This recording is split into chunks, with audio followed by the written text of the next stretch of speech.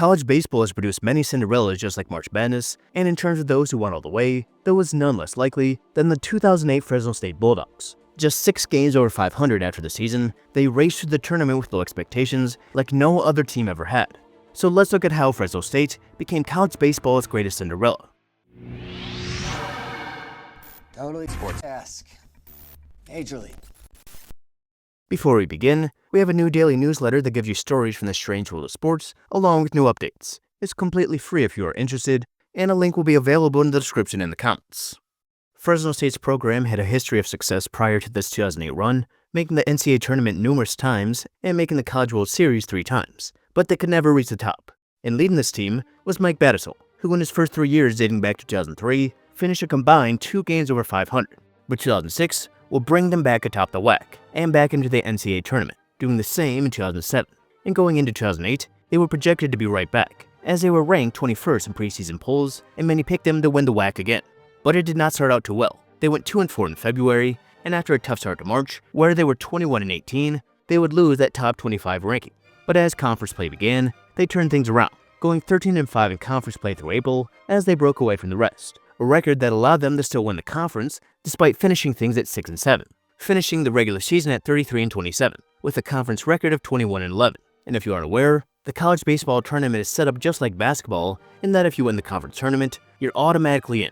And without a real dominant team in a mid-major conference, this was a case where a team had to win their conference tournament if they wanted to get in the tournament. And what made it even tougher for Fresno State was they lost their ace Tanner Shepard weeks ago to injury. And the first game of the tournament, they would just scrape by Sacramento State, who they beat twice in the regular season. And that would end up being their toughest game, as they would pick up a 7-3 win over San Jose State, then an 11-4 win over Hawaii, setting up for a 1-2 matchup for a chance to go to the tournament against Nevada, who took 3 out of 4 against them the last time they played. And the biggest game of the season, they would pick up a 6-4 win to win the conference tournament and receive an automatic bid to the NCAA tournament. And unsurprisingly, they were the only team from their conference. And it was expected that this would be their peak. For those that also don't know, 64 teams make the tournament just like basketball, with 16 different 4-team double elimination regionals being played. The winner of those regionals then go on to a 3-game super regional to attempt to make the College World Series. And it's easy to see why the Bulldogs were doubted, as they were a 4 seed in the regional hosted by Long Beach State. And overall, they were 89th in RPI. For reference, in the final college basketball net rankings this year, LSU was 89th, and they were 4 games under 500, not coming close to making the tournament. So it would be a surprise if they even won a game here. But no matter the sport, you don't want to face a team on a roll. That first game was against nationally ranked Long Beach State, who just like Fresno State, were a West Coast mid-major with an elite program. And that game, they would surprise everyone with a 7-3 win. Always huge to win that first game, but still neither team was eliminated and no one had advanced yet. And up next in this all-California regional was San Diego. Not San Diego State, not UC San Diego, not the San Diego Chargers, just San Diego. And the key of the run, and of any run, was their pitching. That showed up that day, as they would shut out the Toreros, and put up 6 runs along the way. And now they were 1 win away from a super regional. And after San Diego would beat Long Beach State in an elimination game, they would meet San Diego in the finals once again. And they were at the luxury of being able to afford a loss in this double elimination tournament. And it was the exact opposite of their first game, as they would end up losing 15-1, setting up for a true regional final. And that day, Holden Sprague made the start, both teams needing depth in their 4th and 5th game that weekend, and both were great. Fresno took a 2-1 lead in the 5th, and that remained the score until the 8th, when they would add 3 more runs, with Brandon Burke pitching the last 3 innings, as he would win 5-1 to advance to the Super Regionals as the lowest seed. And the Super Regionals, they would be playing Arizona State. The Sun Devils were ranked number 3 in the nation, and though not as much now, they are considered a blue blood in college baseball, with 5 national titles, and the likes of Barry Bonds, Reggie Jackson, Jim Palmer, and many more great players playing there. And to make things even tougher, the Super Regional was in Tempe, Arizona. And in Game 1, Fresno was simply overmatched, with Arizona State scoring 12 runs, and future Diamondbacks legend Mike Leake, who was drafted days earlier, holding them to just 4. And now their Omaha dream seemed dim, but the team already proved they could battle with their backs against the wall. And in Game 2, the Sun Devils took a quick 5-2 lead, but Fresno got it all back and more in 1 inning with a grand slam from Gavin Hedstrom. And they never lost the lead, as they won 8-6 to set up another true Super Regional final. And the time before BB Core bats, there were plenty of high-scoring games, and this was no different. With the game time temperature of 108 degrees, the Sun Devils would take a 5-4 lead in the 6th inning, but Fresno would explode for 7 runs in the 7th to take an 11-5 lead. They would then halt any comeback by Arizona State, and they would end up winning 12-9 to make the College World Series. A team with little chance to even get to the Super Regional took down a top 3 team with 15 draft picks in 108-degree heat to make the College World Series for the 4th time, and become the first 4 seed to make the College World Series. And though they willed their way with impressive wins, they were still big underdogs in Omaha.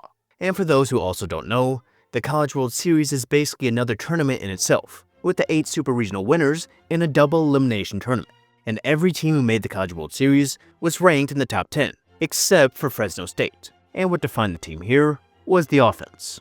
And it was on full display in Game 1 against Rice, as the 4th inning would see them score 11 runs. And they would end the game with 17 runs, 13 hits, and 4 home runs as they won by 12. Always huge to get that first win, but up next would be their toughest test yet against the 2nd-ranked North Carolina. Future Yankee legend Adam Warren, who had only lost 1 game in his career, was on the mound against the Bulldogs. And even with Fresno hitting their 5th home run of the series, North Carolina jumped out to a 3-1 lead. But after they would hit their 6th home run of the series, Fresno took a 4-3 lead. And that was all they needed. Brandon Burke would save another game as they won 5-3 in front of a sold-out crowd. And just like the regionals, they had to beat the team they already beat once more to move on, as North Carolina was back. And going against future Italian national team pitcher and model Matt Harvey, Fresno controlled most of the game as Justin Wilson was rolling. And their 7th home run would make things 3-0 in the 7th inning. But after North Carolina rallied, Justin Miller came out of the bullpen in the bottom of the 8th and would surrender a 2-run home run, which gave North Carolina a 4-3 lead, which would be the final score. Their 30th loss of the season, and no team had ever won the College World Series after losing 30 games. But they were not done, and they were well experienced in do-or-die games. And on the mound in this one was the senior Clayton Allison, who missed his previous start because of shoulder soreness. And he was the real story of this game, as in a gutsy performance, he gave up just 1 run over 6. In those innings, Fresno scored 4 off Adam Warren. They would add 2 more, then Brandon Burke would finish the game to once again win a do-or-die game. And for the first time in their history, Fresno State was going to the championship round. In those finals, which is a 3-game series, it was the Bulldogs versus the Bulldogs, as their opponent would be Georgia. The SEC was already very prominent in college baseball, and Georgia was one of those top teams, making their 6th the most recent College World Series since 1987, with 1990 seeing them win it all. The 8th-ranked Georgia Bulldogs were still favorites here, winning all 3 of their games in the series to start. And with Warren Buffett and Nolan Ryan in attendance, Game 1 was an absolute classic. It was a real back-and-forth game, with things tied at 3 going to the 8th. And in that inning, that included Fresno's 10th home run of the College World Series, they would take a 6-rate lead thanks to small ball and timely hits. But the other Bulldogs responded, scoring 4 runs in the bottom half to take a 7-6 lead, which would be the final score. A demoralizing loss, but they were in familiar territory once again, needing to win 2 straight to win it all against another top 10 team. And they would respond in the definition of a slugfest. It, however, didn't start well, as Georgia was up 5-0 by the 3rd. But as they would say, there was no panic, as they would explode. Kept by Tommy Mendonca hitting his record 4th home run of the series, this being a 3-run home run, they were up 6-5 by the end of the inning. Georgia did tie it at 6, but Fresno responded right back with 5 in the 4th. Then they would add 4 more in the 5th to make it 15-6 after being down 5 just 3 innings ago. And by the 7th, Georgia drew within 5. But then Fresno added 2 more, along with another 2 the next inning, as they would win 19-10. An absolute barrage from 2 teams on fire, setting up for the final game of possibly the ultimate Cinderella run.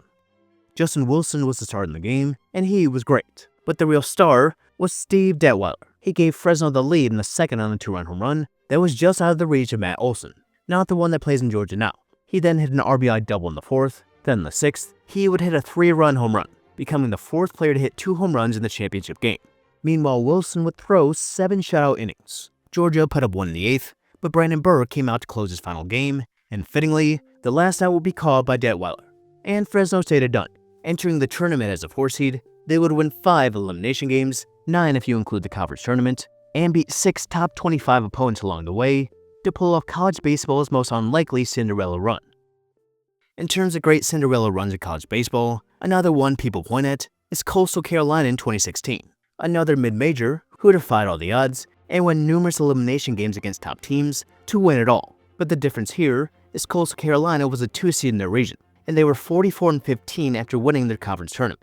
And going by betting odds, which weren't really available for college baseball in 2008, the biggest Cinderella to win it all since was actually Ole Miss in 2022. They began the tournament with 65-1 odds, going into the regional as a 3 seed, and they proceeded to become the third 3 seed to win it all, after Oregon State in 2007 and Virginia in 2015. Ole Miss coming from the top baseball conference in the nation, which makes it seem like less of a Cinderella run compared to Coastal Carolina, regardless of the odds. But still, to this day, no 4 seed has won it all except for Fresno State. 2 4 seeds have made it to the College World Series since, in Stony Brook in 2012 and Oral Roberts in 2023, but they were both eliminated fairly quick. And putting it in terms of March Madness, ESPN pointed out that Fresno State was the equivalent of a 13 seed, who would beat a 4 seed in the first round, a 5 seed in the second round, a 1 seed in the Sweet 16, a 2 seed in the Elite 8, another number 1 seed in the Final 4, then another 2 seed in the National Championship. And no 13 seed has ever reached the Elite 8, which is the equivalent of making the College World Series, though a 15 seed in St. Peter's did in 2022. So not only was it the greatest Cinderella run in college baseball history, it was one of the greatest Cinderella runs in all of sports. 5 of these players going on to play in the majors, with Justin Wilson being the longest tenured. But they beat plenty of teams loaded with future major leaguers on their incredible run that gave them the nickname of the Wonderdogs. A run that will be very hard to ever top until Aaron Judge returns to his alma mater for his senior year and leads them right back to the title game, with no promises for more. Hopefully you liked this video, and if so, please consider liking and subscribing for new videos every week. Thank you.